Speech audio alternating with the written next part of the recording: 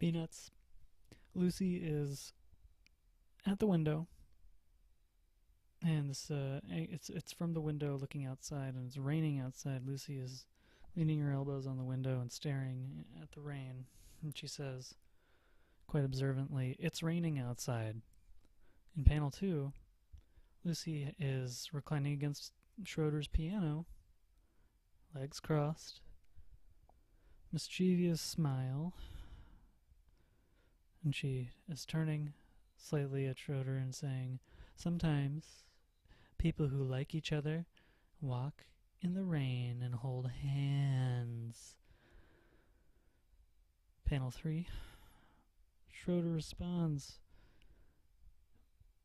"Ha!" And the force of his scoff has launched Lucy into the air.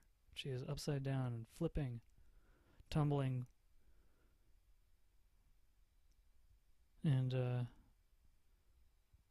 into the fourth panel, she's back at the piano, leaning against it, with a grim frown.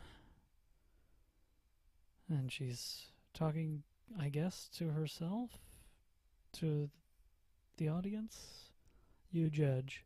But she's saying, his piano's in tune, but he's not.